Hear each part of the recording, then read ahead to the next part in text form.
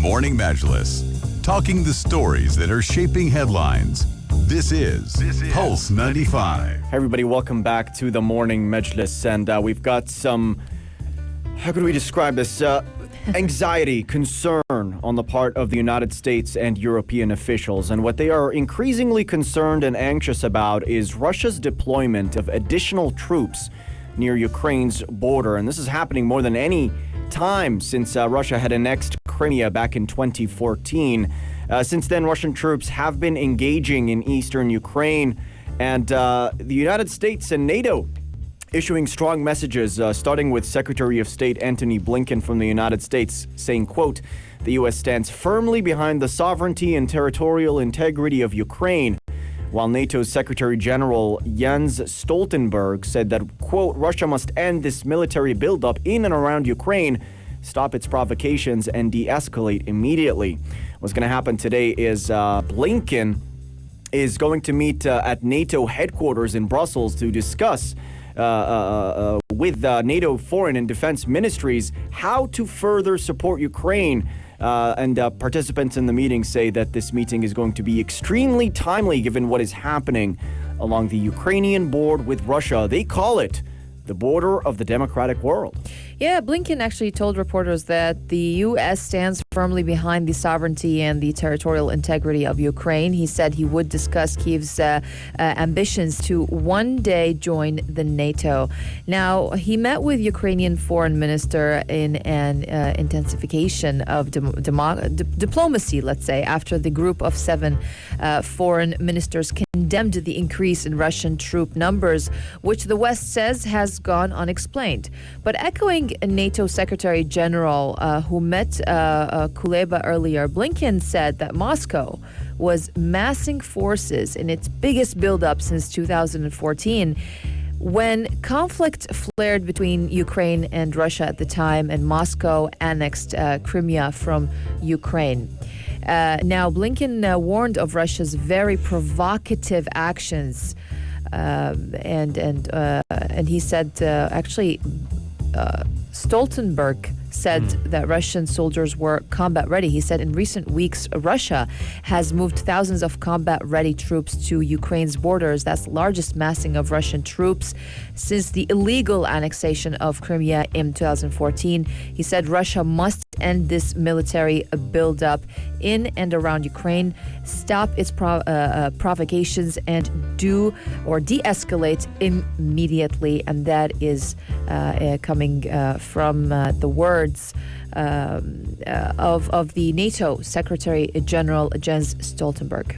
It just comes across as the world just wants drama, doesn't it? And the powers are thinking, okay, let's be busy with the coronavirus situation. And once that's evaded slightly, when you've built enough arsenal to combat it, they said, hey, let's get back involved in the world of politics. Why not? So, look, the situation is quite... the reason why it's scary, it's because of uncertainty in terms of what the actual plans are.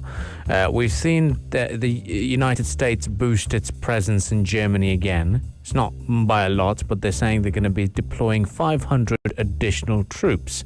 And Russian troops, what's really happening at the moment is Russian troops have massed and are building a military camp in the southwestern region of Voronezh. Oh, no, so let's pronounce it again. Voronezh, near the border. And they are priming Russians to expect a Ukrainian offensive. Sergei Lavrov, the foreign minister, has said that if there was a renewed war in Ukraine, that would mean Ukraine's own destruction. So that's another problem.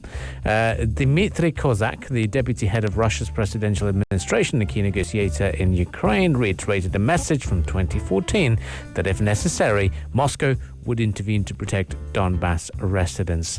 At the moment, what analysts are saying is a completely accidental war is unlikely, but there is always a risk of miscalculation or overreaction as a result. But so far, what we do know is Vladimir Putin just wants to maintain some unpredictability. Yeah, and so far, the U.S. interference in this is that U.S. President Joe Biden called on Russian President President Vladimir Putin yesterday to reduce the tensions stirred by the Russian military buildup on Ukraine's border, and they proposed a summit of the estranged leaders to tackle a raft of disputes.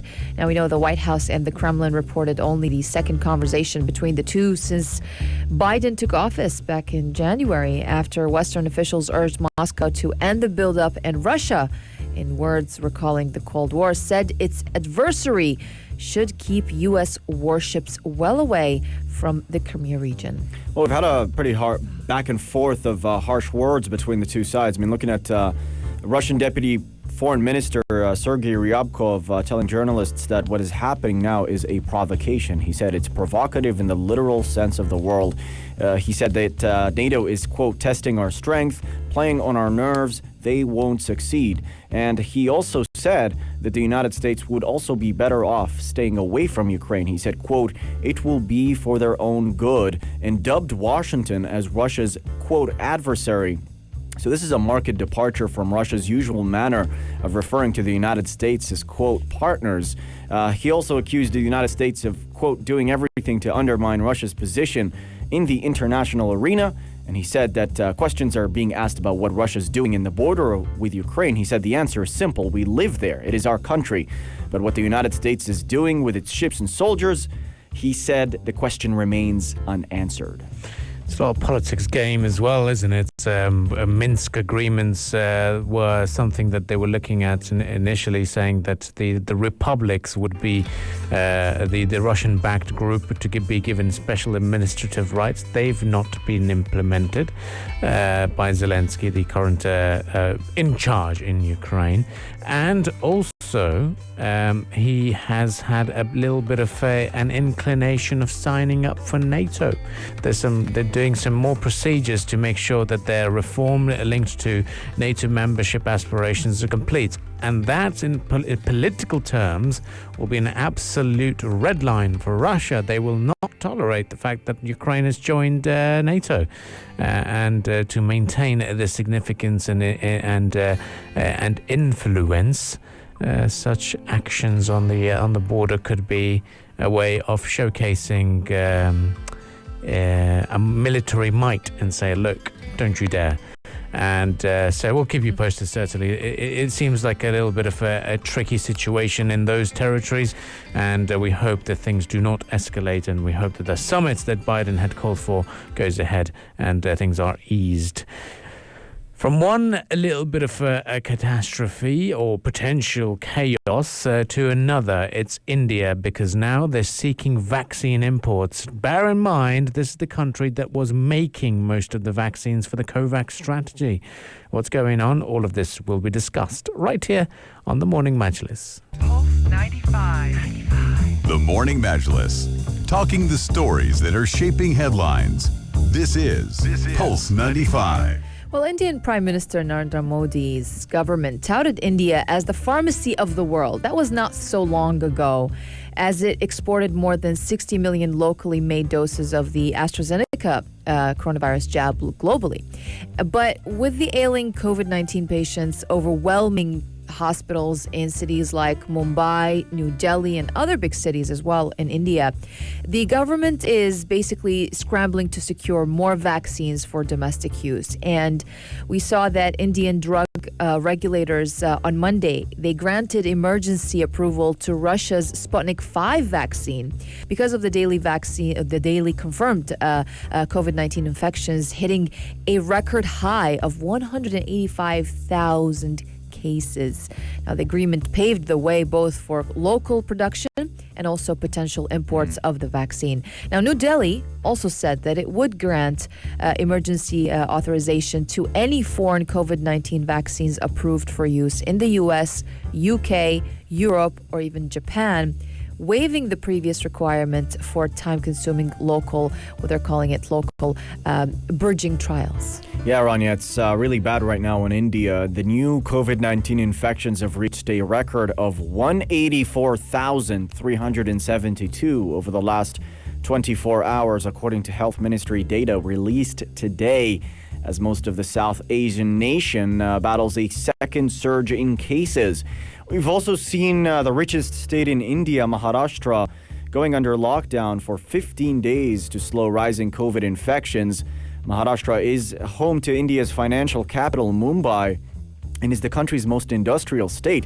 It's been the worst hit state in the country, accounting for a quarter of India's 13.5 million cases. And further looking into what's happening within the state, they're imposing stringent curbs on industry and e-commerce for 15 days in a bid to try and halt the spread of COVID. But this should certainly be a major economic hurdle for India as it now eyes fast-tracking emergency approvals for Western COVID-19 vaccines, namely Pfizer, Johnson & Johnson, and Moderna shots. Yep, and despite all of this, Indian Premier League is ongoing, and that's going to be the key point as well, to see how they will progress with it. But so far, they seem to be resilient, and they want to go ahead. On Tuesday, India had authorized the emergency use of Russia's Sputnik 5 vaccine and agreed to fast-track approval for the other shots. Even Johnson & Johnson is very interesting to see, given the fact that the United States is going to be making some changes there. So we'll certainly be talking to you about that. But at the moment, it's the deadly spread. It began in India's major cities and is increasingly spread into the hinterland, where healthcare facilities are often rudimentary, and in places such as Raipur, the capital of Chhattisgarh state, known for its large tribal population, the main government hospital's morgue was struggling to keep up. All oxygenated and ICU beds are full in our setup, and sadly they said that they don't even have space for the deceased. Yeah, it's incredibly bad here, and especially as the virus spreads from India's major cities to the countryside, the healthcare facilities there are not the best. They're often rudimentary, so that's going to be very difficult to try and set up the hospitals in those regions. Now, according to India's Health Minister Harsh Vardhan, he said there's been a widespread failure to heed curbs on movement and social interaction across the country. He's also prompted calls for the government to cancel huge public events. Regardless, hundreds of thousands of people are set to bathe in the Ganges River today, the third key day of the weeks-long Kumbh Mela, or Pitcher Festival. And nearly 1 million had bathed earlier this week in the belief that the waters would wash away their sins. And in random testing, more than 100 tested positive for COVID-19. We've also seen some concerns about a spike in cases following mass election rallies by Prime Minister Narendra Modi and opposition groups as well. So the health experts in the country are looking at these large gatherings and festivals and rallies as a primary driver for COVID-19 infections in the country, and it's driving a lot of concern there. Yeah, and look, another big thing is Bangladesh. It has led to another lockdown. That's another country that has imposed it to an extent. Looking at the headline from Dhaka Tribune, similar to how we used to have to apply for passes to leave the homes, they've got the lockdown movement pass, and they're saying they're receiving 15,000 applications per minute. Ooh. Just goes to show how people just want to be out. It's lockdown, it's fine. But yeah, it's going to be interesting to see how things are taking form, because Bangladesh has issued a set of new lockdown rules, also shutting down all offices and public transport. But closer to home is also another alarming situation, is Oman. COVID-19 spike has hit hospitals really badly, because the ICU bed shortage means there's only 4% free. Only 14 hospital beds were free for the whole country because of the surge in cases. So, slightly worrying. Well, stay with us on the Morning Majlis. We are going to be gearing up for the world of news headlines. We shall return right after that, and we'll talk to you about the vaccine drama, because J&J is now under the scanner. All of this will be discussed right here on the Morning Majlis. Pulse 95. The Morning Majlis, talking the stories that are shaping headlines. This is Pulse 95. Well, we have another vaccine drama happening. We've been talking about AstraZeneca and its problems with the rare blood clotting cases that were confirmed with it. may be confirmed. We don't know yet. But now we have another company that's in hot water. The U.S., South Africa, and also European Union will temporarily stop the rollout of the Johnson & Johnson COVID jab again after reports of rare blood clotting, just like what happened with AstraZeneca. Now, 6 cases were detected in more than 6.8 million doses of the vaccine, according to the U.S. Food and Drug Administration.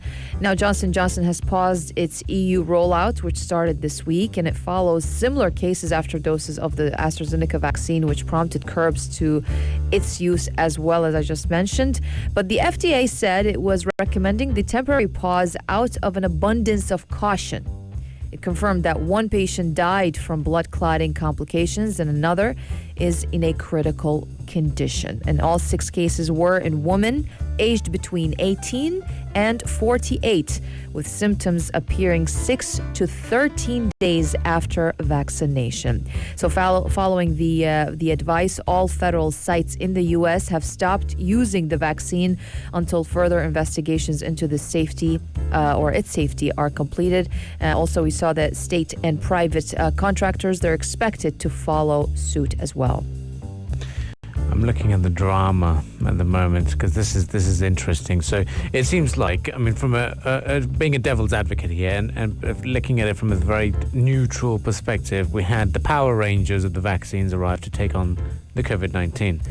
All of them were doing really well, but suddenly there were news reports emerging for Sinopharm or the Chinese vaccines needing to be mixed to boost immunity. Right. Then that one's AstraZeneca. out the yeah. Now, AstraZeneca was in a bad situation. Horrible It situation. went through a media a storm. Pfizer had that too, kind of. Pfizer had it, but it survived. But they survived. And then we have Johnson & Johnson in a bit of a scrutiny. So the only surviving one flexing its muscle is Pfizer. And Sputnik too, I guess, for now. for now, for now it's doing well. There's no drama surrounding it.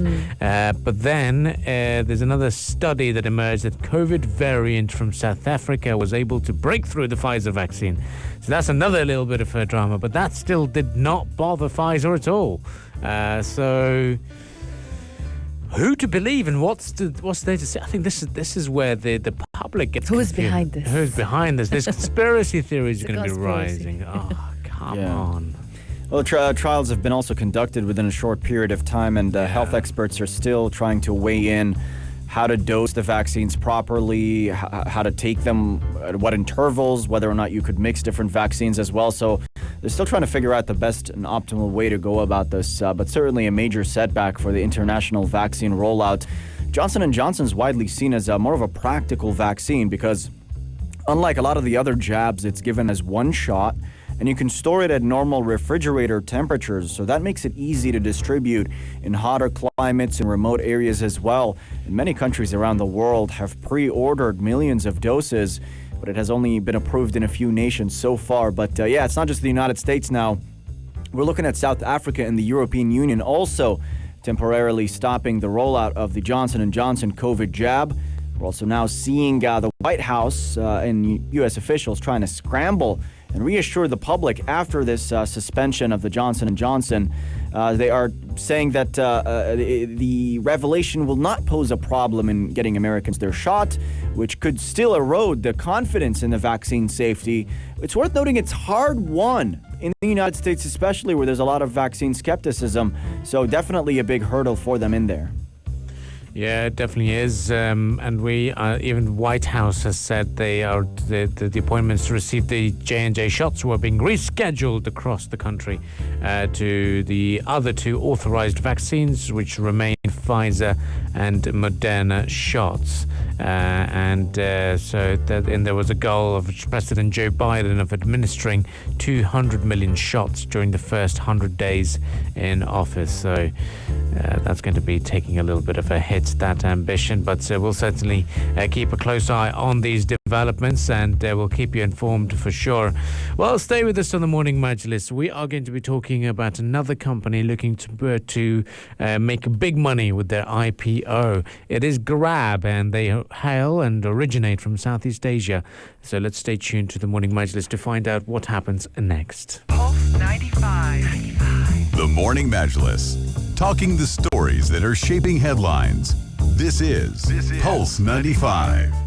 Discounts. That's all we love. That's all we want to talk about right now. Yes. And that's what's happening right now, starting today in Sharjah. Sharjah Ramadan Festival, coming in its 31st edition, is finally here. It's organized by the Sharjah Chamber of Commerce and Industry, and they're very excited about this launch. It's going to be today. The discounts are going to be all over all regions and cities of the Emirate of Sharjah. It's going to be under the slogan Ramadan coming with valuable prizes. So this festival is going to last until the third day of Eid al-Fitr. It offers shoppers and visitors wonderful deals, exciting discounts, raffles on luxury cars, weekly vouchers worth 50,000 dirhams, and many prizes worth up to, guess what? 3 million dirhams.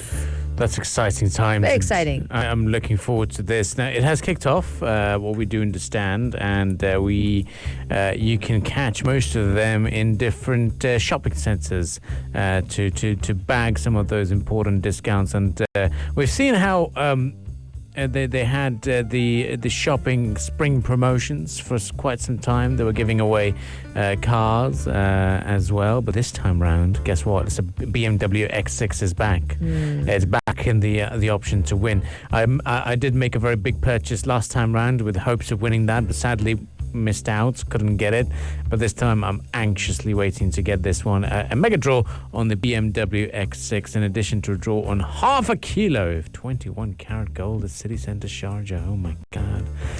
Sahara Centre is the place to be for the time being, looking at that. But His Excellency Abdullah Sultan Al Owais, the chairman of Sharjah Chamber of Commerce and Industry, said, over the last 3 decades, the Sharjah Ramadan Festival has not only become one of the most favoured shopping events across the region, but also a perfect destination for enjoying outstanding entertainment events and spending memorable times with friends and family.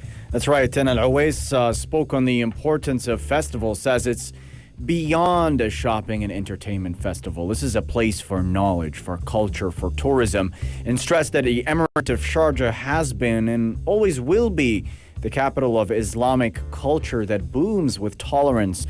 His Excellency Mohammed Ahmed Al-Awadi, the Director General of the Sharjah Chamber of Commerce and Industry, also spoke about the role the chamber plays here and said that the SCCI spares no effort to achieve its mission, vision, and strategic goals to organize the economic life here in the Emirate, and praised the great interest that is being shown by shopping centers across the Emirate of Sharjah. Not only that, on the 22nd of April until the 8th of May, we're going to have the Ramadan nights. It's going to be the ultimate shopping, extreme fun happening here in Expo Center Sharjah. The show timings will be from 8 p.m. until 1 a.m. daily. Of course, you will shop and also get a chance to win a luxurious BMW car and a lot of other valuable prizes as well. So you can go to Expo Center Sharjah. It will once again welcome people to the biggest night bazaar and the most sought-after lifestyle event in the GCC region during the holy month of Ramadan.